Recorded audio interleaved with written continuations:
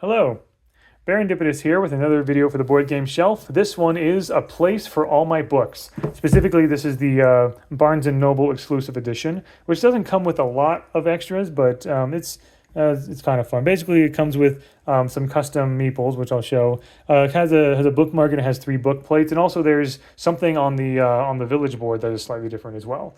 Other than that, if getting an extra like bookmark or like book plate stickers or the custom meeples means that much to you, then get this at Barnes and Noble. But I would imagine for most people that's not really something you would probably care about. So you can still get the normal version of this, and it would be exactly the same, which I really appreciate. I really appreciate that when the exclusive parts of like a board game or something are by and large trivial, honestly.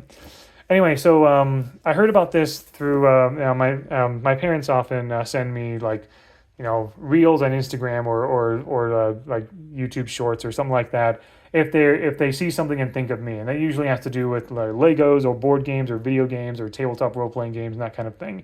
And there's a board game reviewer who makes a lot of short form content.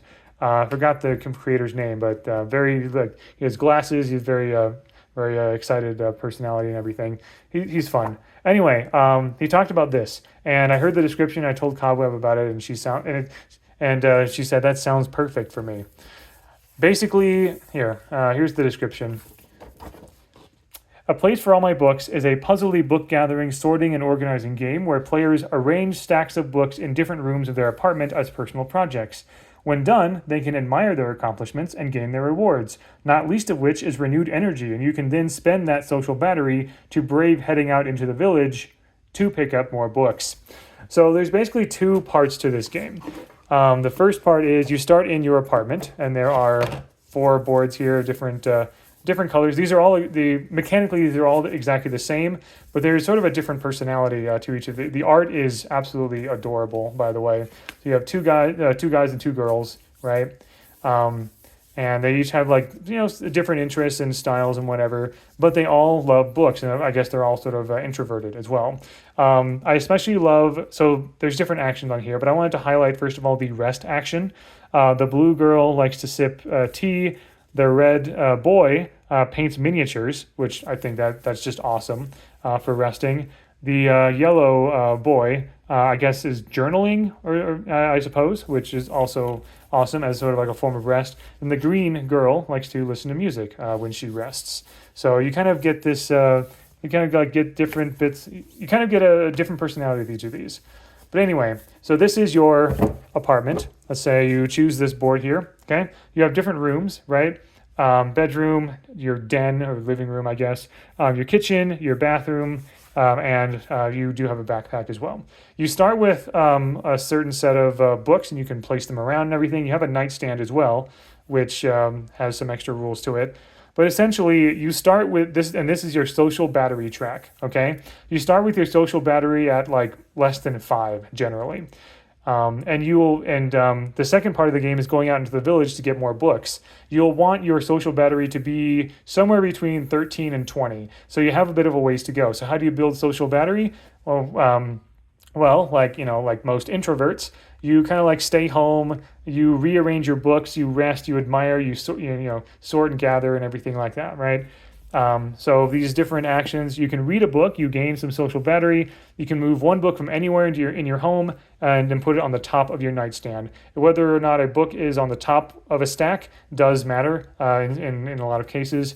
Admire is where you can finish your personal projects. Personal projects are like these secret little objectives where you have, let me see if I can get some little projects here. So these are little projects. This is what you're trying to do in your house, right? So have a full column where the top book of each stack is the same color, or have lonesome books like one book stacks in each of your corner spaces. Have 3+ stacks topped with red books among your 4 central spaces, and so on and so forth, right?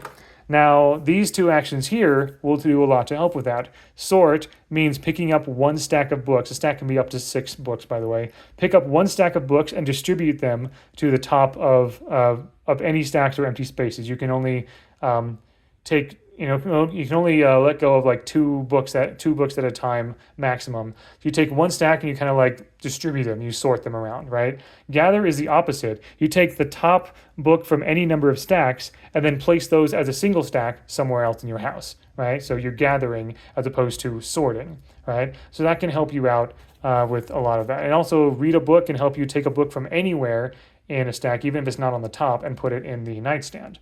So that can also help as well. Rest allows you to gain more little projects, and then admire is where you can actually get points from those projects. The rewards from the little projects are up here. Star means victory points, which you calculate at the end, and the green circle means social battery. So in this case, when you complete this little project, you gain 3 social battery, and you will get 2 points at the end of the game.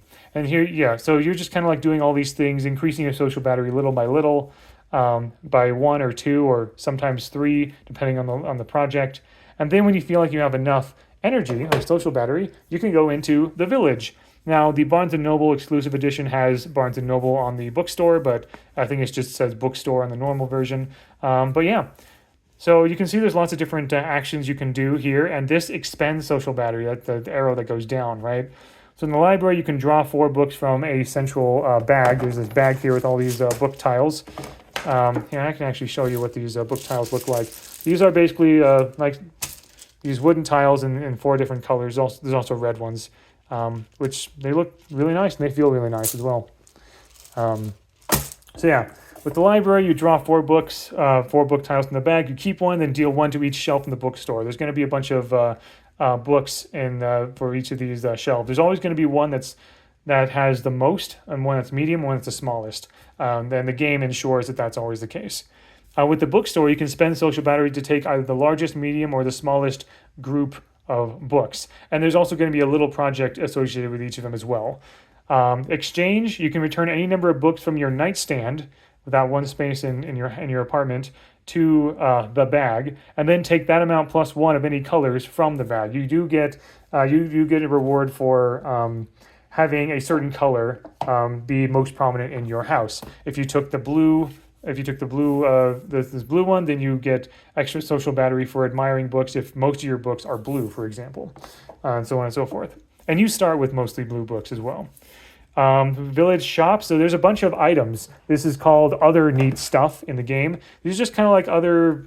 I mean, it's other stuff, and they give you points as well as various abilities and various perks and things like that. Lots of really adorable things, including references to other board games and other things that a book lover might have, right? So yeah, and then it is possible. So what if you want to go to a space and someone else is already there? Well, you basically kick them out of there. So if someone's in the library and you want to go to the library, then that person is kicked out of the library and sent to the town park. So you can use the library, but the downside is the person you kicked to the town park gained 2 social battery, basically. So you kind of want to decide if you want to give them that benefit in exchange for being able to do the thing you wanted to do, or if you want to do something else. There's a sun tracker. Anytime somebody goes to the village, the sun tracker moves by 1 space. And when you get to the final space, then you go around, make sure everyone has play the same number of rounds, and then everyone gets 1 more round to finish everything off. So, every time someone goes to a village, time goes by and so forth. And then you calculate points at the very end. There is also a solo mode as well, where you play against a rival named Penelope Everready. And actually, there's a description in the rule book that I think is hilarious, and I think it sort of emphasizes what the sort of the tone of this game. So, and this is again for the solo mode. Who is Penelope Everready, and why is her name now popping up consistently on all the books you had wanted to check out? How is she getting the new releases that you reserved at the bookstore? Without ever directly interacting with Penelope, you have found yourself with a rival. You can't help but feel the need to push yourself a little harder to get the jump on her.